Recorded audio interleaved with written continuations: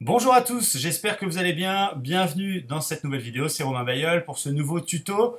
Aujourd'hui, nous allons voir un peu plus en détail la plateforme ProRealTime. L'objectif de mes tutos, c'est de découvrir un peu toutes les phases autour du trading. Vous avez vu les figures, vous avez vu Fibonacci, vous avez vu plein de choses. Il est temps de voir aussi un petit peu ProRealTime et surtout comment vous allez pouvoir reproduire le même espace de travail que celui que j'utilise au quotidien dans mon day trading. Voilà, vous avez vu que j'utilisais beaucoup Waldata en ce qui concerne la recherche d'opportunités sur le Forex et sur les actions. Et concernant les indices, le DAX notamment, j'utilise un peu plus ProRealTime, c'est vrai. Donc je vais vous expliquer comment vous pouvez reproduire à la maison exactement le même espace de travail que moi et comment vous allez pouvoir mettre des indicateurs en dessous les prix et sur les prix. C'est pas toujours très évident, donc voilà, ce tuto va vous aider à cela. Et je vais aussi vous expliquer le trade d'hier. Vous avez été nombreux également à me féliciter par rapport aux quasi 600 points qu'on a fait sur le dos. Et justement, c'est extrêmement cohérent avec l'un des tutos qu'on a fait cette semaine sur les figures, puisque c'est la cassure d'une des figures et l'objectif de cette dite figure qui m'a permis de réaliser ce magnifique trade que vous allez pouvoir du coup reproduire à la maison quand cette configuration identique se présentera. En attendant, ce que je vous invite à faire, c'est de vous abonner à la chaîne YouTube et de bien cliquer sur la petite cloche pour avoir une alerte à chaque fois que je publie une nouvelle vidéo.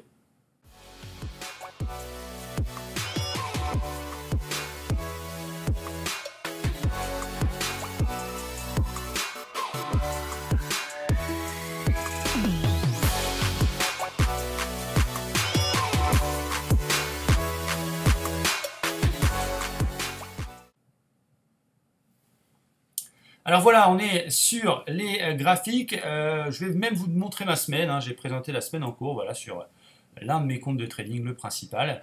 Voilà, donc c'est une belle semaine. Je suis assez content puisque j'ai fait 2358 euros.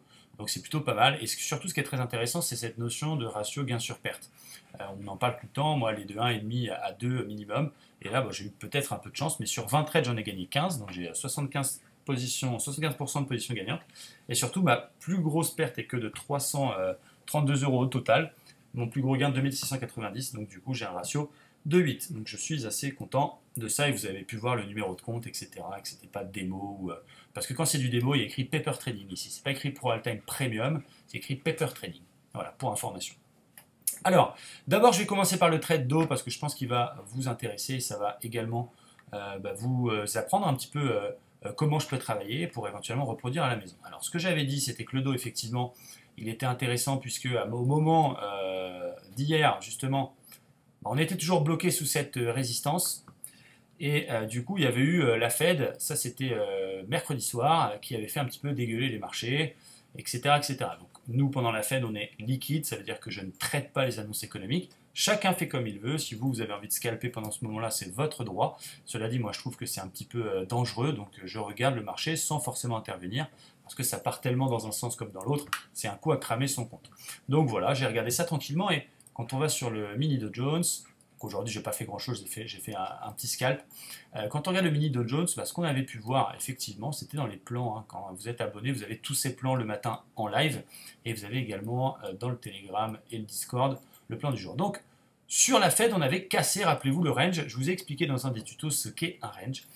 Voilà. Et du coup, on avait cassé ce range. Donc, évidemment, à l'open le lendemain matin, c'était un petit peu compliqué de venir shorter le marché. Même si on passait vendeur du fait d'avoir cassé ce range par le bas, on ne shorte pas, on ne rentre pas en vente après une accélération, une baisse d'autant de points. On est passé de 27 250 à 26 800, donc ça a fait à peu près 450 points de baisse. Ça ne marche pas comme ça. Donc du coup, le plan c'était d'attendre ce qu'on appelle un pullback. Et vous le savez maintenant, 80% du temps, quand il y a une cassure d'un range, une grosse figure majeure, je ne parle pas des petites figures en 5 minutes, je parle des gros niveaux, des gros ranges en 4 heures, journaliers, etc. Que ce soit sur les actions de Forex ou les indices, vous avez bien souvent des pullbacks. Et donc le plan, c'était d'attendre un pullback, ce qui pouvait paraître un peu fou parce qu'on était quand même 250 points sous la zone. Et qu'est-ce qui s'est passé hier après-midi? Hop, on est venu faire le pullback. Voilà. Donc moi j'ai envoyé un message, les abonnés peuvent le confirmer, je ne sais pas si vous allez le voir à l'écran, mais vu que tous nos trades sont envoyés par SMS, on a envoyé un trade, c'était donc évidemment avec la préalerte, il était 16h38 pour la préalerte et 17h05, il est là. Je ne sais pas si vous allez le voir, mais il est là. Voilà, le SMS qu'on envoie à nos abonnés, j'espère que vous allez bien voir. C'est plan d'eau déclenché, entrée 27 090, stop au-dessus du précédent plus haut, donc 27 270. C'est juste en toute logique. TP1, 27 755, c'était quoi? C'était les plus bas du jour, un retour sur les plus bas. Et TP2, 26 535, qui étaient les précédents plus bas, qui étaient ici. Voilà. Donc je me suis dit, bon, on va peut-être faire le TP, mais voilà, on va devoir regarder ce truc de 3 jours, etc. Ça commence en plus à mal partir ce trade, parce qu'on commence d'abord à réintégrer le range. Donc on était en live, parce que maintenant vous savez que je fais du scalping également et du day trading l'après-midi en live avec les abonnés. Il y en a qui commencent à stresser, etc. Donc c'est important. On en parlera dans un autre tuto. La technique, c'est bien, on est obligé de passer par là, mais c'est surtout la confiance en soi, en ses méthodes et la psychologie qui va faire que vous allez basculer du camp des perdants au camp des gagnants. Et d'un seul coup, alors effectivement, ça a été très certainement aidé par un tweet de Trump, mais de toute façon, tous les mouvements des marchés sont le fruit d'un tweet, d'une décision monétaire, d'un chiffre ou d'une statistique. Ce n'est pas l'analyse technique qui fait directement bouger les prix, l'analyse technique n'est qu'une manière de les voir. Et bien, boum, derrière, on a fait le TP1 et le TP2 en, allez, peut-être ça s'est déclenché à 19h. Allez, en 3 heures, à peine, à peine. 2h30. En 2h30, on a fait le TP. Et moi, j'ai pris sur ce trade 560 points à 5 $ du point. Donc, c'est plutôt pas mal. Sachant que j'ai coupé la moitié au TP1, j'ai mis stop au point d'entrée, donc ça ne fait pas tout à fait de chiffre. Mais ça nous a permis de faire une très belle semaine, effectivement.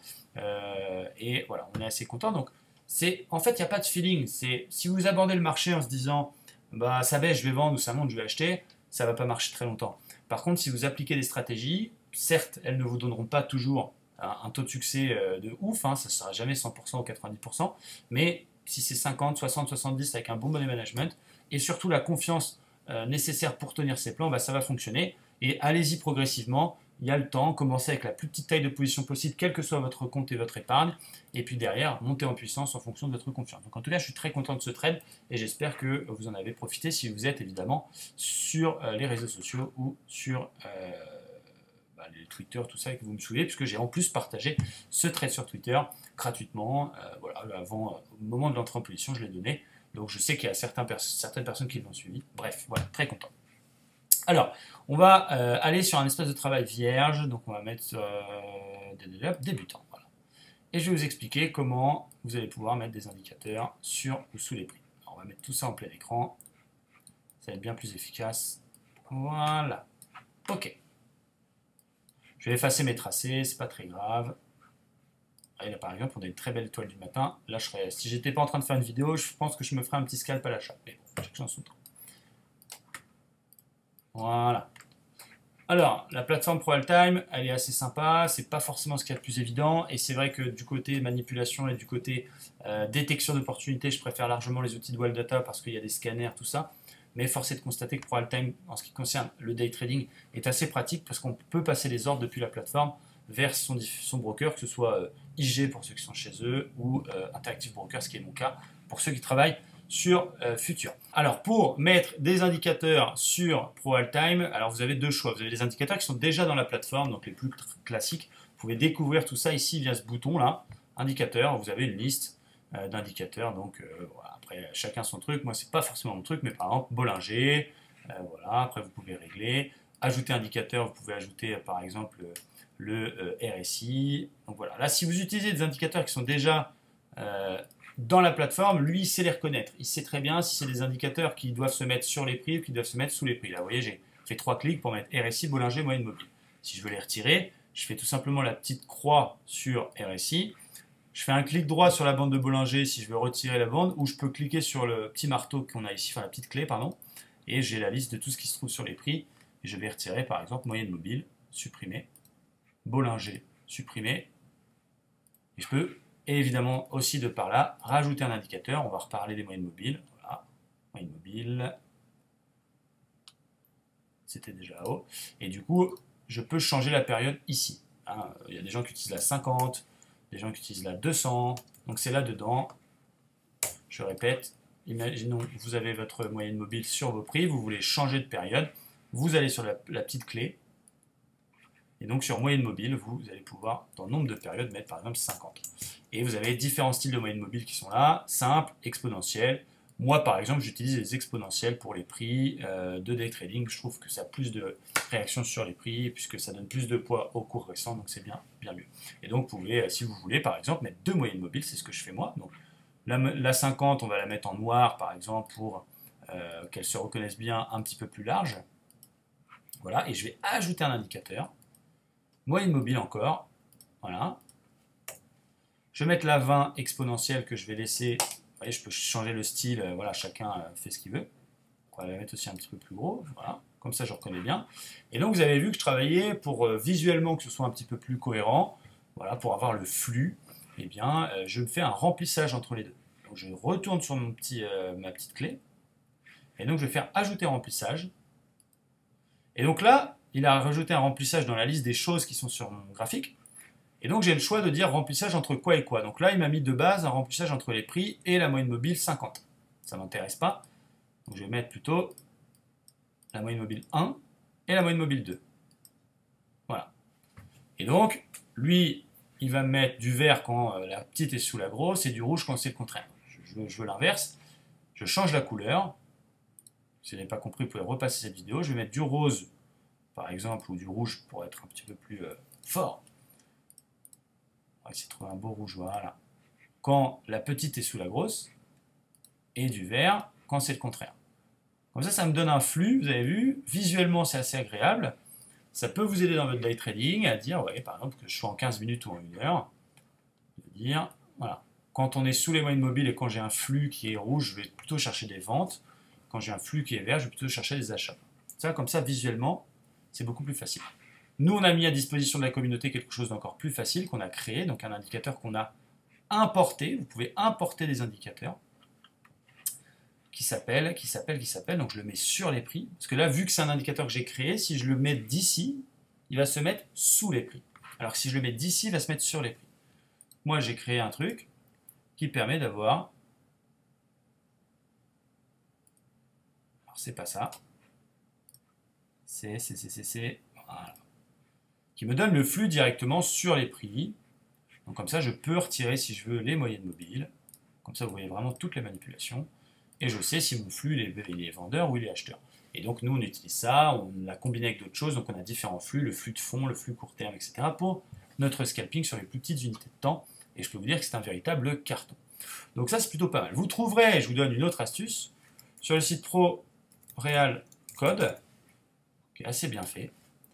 C'est une bibliothèque gratuite de différents indicateurs que la communauté des utilisateurs de Pro Real Time mettent à la disposition de tout le monde. Donc, encore une fois, je ne suis pas pour recommander les indicateurs, mais je suis obligé de vous en parler.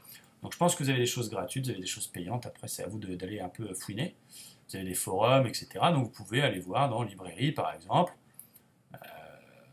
quelque chose qui vous intéresse. Je ne sais pas, si vous cherchez dans la bibliothèque, vous avez des stratégies automatisées, vous avez des indicateurs techniques, vous avez des screeners, vous avez beaucoup de choses. Donc, vous voyez, moi, c'est pas parce que je propose mes trades, c'est pas parce que je propose de la théorie que je ne vous montre pas toutes ces astuces, au contraire, parce que je pense que ce qui fait la différence, c'est ce que vous allez apprendre avec l'expérience, c'est la confiance. Mais vous voyez, par exemple, là, il y en a un, il a créé une stratégie trading sur le DAX Short. Vous allez totalement pouvoir télécharger ça. Il vous donne le code, il le met à votre disposition. Et donc, pour importer un indicateur, par exemple, venu de ce site-là, donc là, par exemple, c'est une stratégie complète, donc on verra ça dans un autre tuto. Mais pour importer un indicateur, donc on veut apporter par exemple, peu importe, Kumo Twist indicateur, admettons. Voilà. Et bien vous allez copier le code que la personne vous a fabriqué, qui vous met à disposition gratuitement. Vous faites un copier-coller, CTRL-C. Ensuite, je vais importer ici, donc je vais dans indicateur, importer, non pardon, ajouter, créer. Voilà, je vais y arriver. Créer, CTRL-V, donc je copie-colle le code de la personne que j'ai pris gratuitement, valider. Qu'est-ce qu'il me met? Pourquoi il me met ça? Ah, j'ai fait 2 fois. Voilà, c'est pour ça. J'ai fait un double copier-coller. On va y arriver, les amis. Hop, hop, hop, hop, hop. Voilà, valider le programme.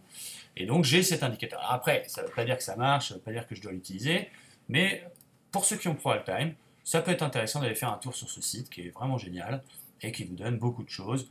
D'ailleurs, je vous donne une autre astuce, il y a beaucoup de gens qui vendent des indicateurs sur Internet, qui vendent des robots magiques qui ont été pompés de ce truc-là.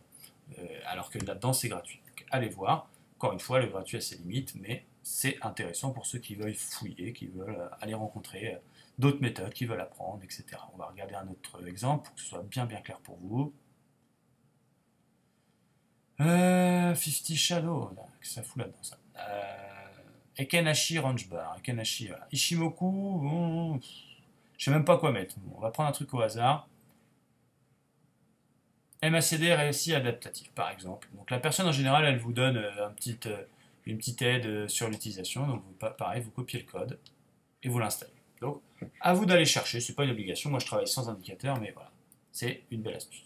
Donc maintenant vous savez mettre un indicateur sur vos prix, vous savez mettre un indicateur sous les prix, vous savez mettre un indicateur automatiquement, vous savez importer un indicateur de l'extérieur, que ce soit sur la bibliothèque ProReal Code ou sur d'autres sites. Donc voilà, c'est déjà une belle chose, c'est une belle avancée. On verra d'autres tutos plus tard. Je voulais vraiment vous montrer ces bases-là. Vous savez même changer les unités de temps des indicateurs. Vous voyez par exemple le RSI, on va terminer là-dessus, c'est celui que j'utilise. Hop, il est là, RSI. Il y en a qui vont l'utiliser sur une autre période que la période de base. Donc si vous voulez changer la période, vous allez sur le petit marteau de l'indicateur et vous mettez par exemple 21, je sais qu'il y en a qui utilisent en 21, ou 7, et voilà, ça change les périodes.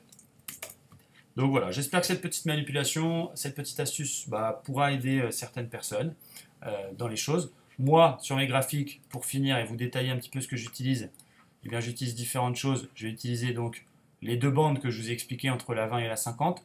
Je mets la moyenne mobile 200 et vous retrouverez dans la description de la vidéo exactement ce que j'utilise. Je mets le fond de l'unité supérieure sur mes prix, le fond de l'unité en question sous les prix, donc via ce bouton-là, et le RSI ainsi que les volumes pour avoir mon écran. Rien de plus. Voilà. Merci à tous. Je vous souhaite un excellent week-end. J'espère que cette vidéo vous a plu et je vous donne rendez-vous lundi pour un nouveau tuto. Ciao.